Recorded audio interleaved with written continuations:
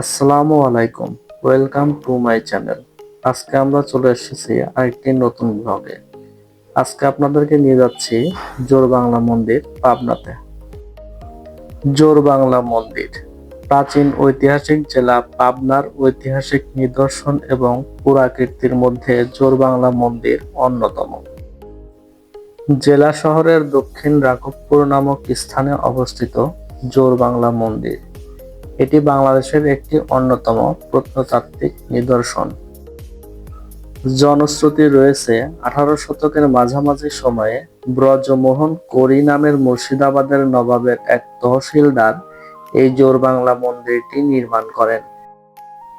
তবে কোনো শিলালিপি না থাকায় জোরবাংলা মন্দিরের নির্মাতা এবং নির্মাণকাল সম্পর্কে সঠিক কোনো তথ্য পাওয়া যায় না।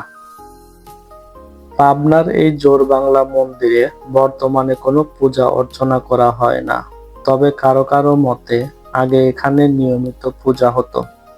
অভ্যন্তরে গোপীনাথের মূর্তি, রাধাকৃষ্ণের মূর্তি ছিল, তাই মন্দিরটি গোপীনাথের মন্দির নামেও পরিচিত ছিল।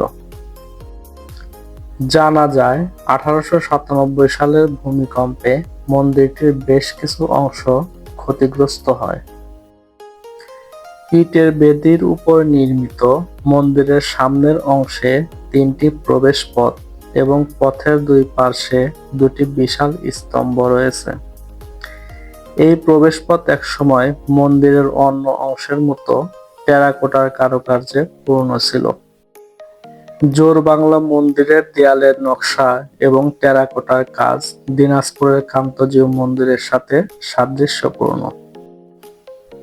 মন্দিরের দেয়াল পোড়ামাটির চিত্রফলক দ্বারা অলংকৃত।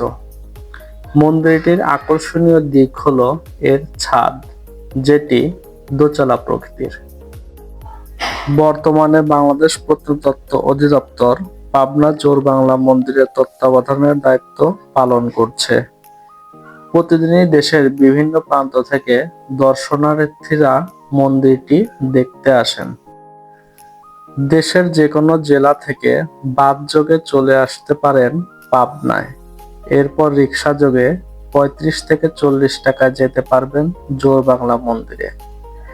আর যদি ঢাকা থেকে পাবনা বাসে যান তবে তার ভাড়া পড়বে 500 টাকা এবং বাস থেকে নেমে রিক্সায় যেতে পারবেন এই জোরবাংলা মন্দিরে।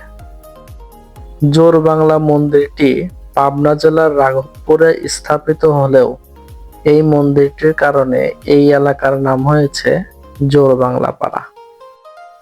জোরবাংলা মন্দিরটি বাংলাদেশ প্রত্নতত্ত্ব অধিদপ্তরের নিয়ন্ত্রণে থাকার পরেও নিয়মিত গিয়ে যেটা দেখলাম, মন্দিরটি বর্তমানে বাংলাদেশ প্রত্নতত্ত্ব অধিদপ্তরের নিয়ন্ত্রণে থাকলেও নিয়মিত সংস্কার কাজ না করার কারণে মন্দিরটি তার জৌলুস হারিয়ে বসে ফেলতে চলেছে। তো বন্ধুরা, দেখতে থাকুন জোরবাংলা মন্দির। আপনাদের সাথে আবারও দেখা হবে নেক্সট কোনো ভিডিওতে, নতুন কোনো স্থানে। আর যারা আমার চ্যানেলটি সাবস্ক্রাইব করেননি, আশা করি সাবস্ক্রাইব করে পাশে থাকবেন। আল্লাহ হাফেজ।